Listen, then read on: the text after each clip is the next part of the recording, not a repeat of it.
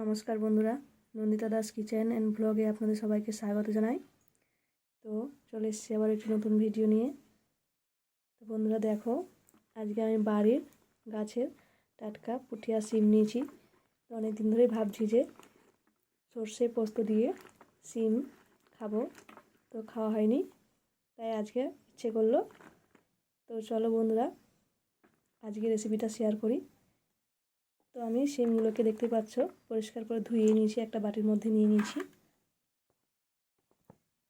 তো এবার আমি কড়াইটা বসিয়ে দেব। কড়াই আমি বসিয়ে দিয়েছি। কড়াইয়ে সরিষার তেল দেব, দিয়ে দিব 5 ফোড়ন,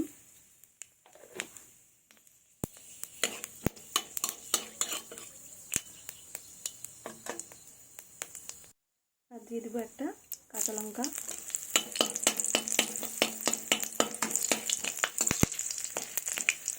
এবার শিমগুলো এর মধ্যে দিয়ে দেব।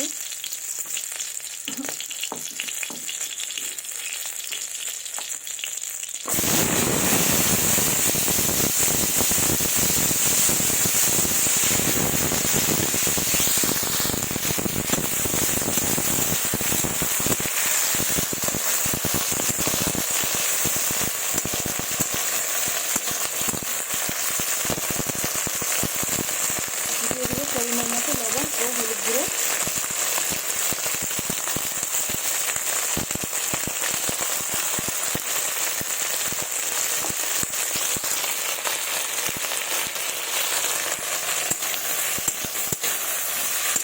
দিয়ে আমি 2 থেকে 3 মিনিটের মতো ঢাকা দিয়ে রাখবো। ঢাকাটা তুলে নেব।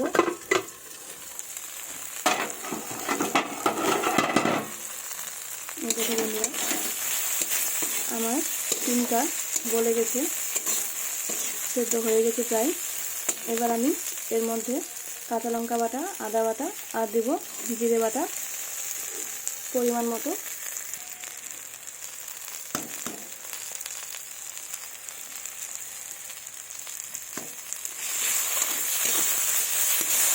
দিয়ে ভালোভাবে নাড়াচাড়া করব।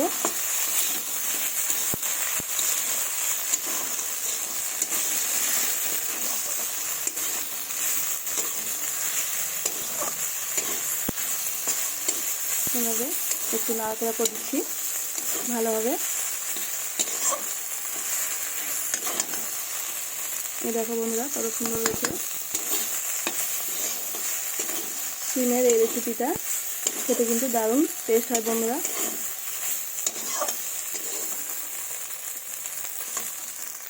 এবার দেবো আমি জল।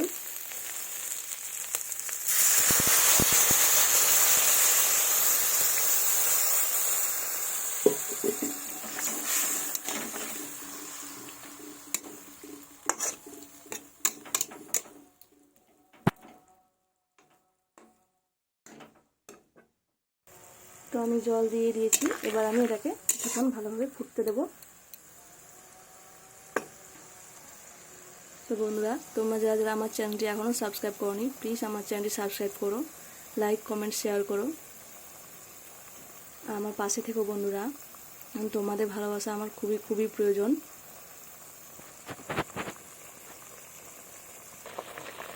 এবার দেব আমি সর্ষে পোস্ত বাটা।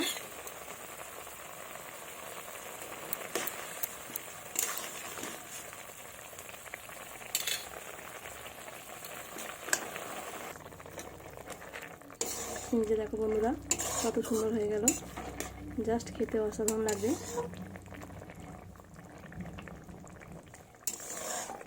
এই নিরামিষ রেসিপিটিও কিন্তু খেতে দারুণ বন্ধুরা। তোমাদের রিকোয়েস্ট রইল একবার হলো শিম পোস্ত, সর্ষে পোস্তর এই রেসিপিটা ট্রাই করতে যেন না ভুলো। দারুণ একটা গন্ধ বেরিয়েছে, দেখতেও অসাধারণ হয়েছে। শিমের এই গা মাখা রেসিপি দিয়ে ভাত খুব নিমেষেই শেষ করা যাবে বন্ধুরা। দেখতেই পাচ্ছ কত সুন্দর হয়েছে। তো দেখতেই পাচ্ছ বন্ধুরা কতটা লোভনীয় হয়েছে দেখতে, খেতেও কিন্তু অসাধারণ টেস্ট। দেখো জাস্ট অসাধারণ।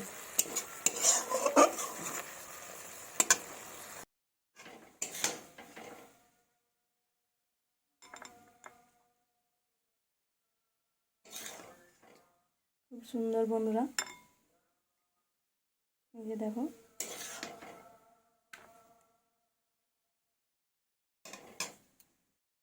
Just wow. এই যে দেখো বন্ধুরা কত সুন্দর। তো আমার ভিডিওটি এখানেই শেষ হচ্ছে বন্ধুরা। তো আজকের মতো চলি, টাটা।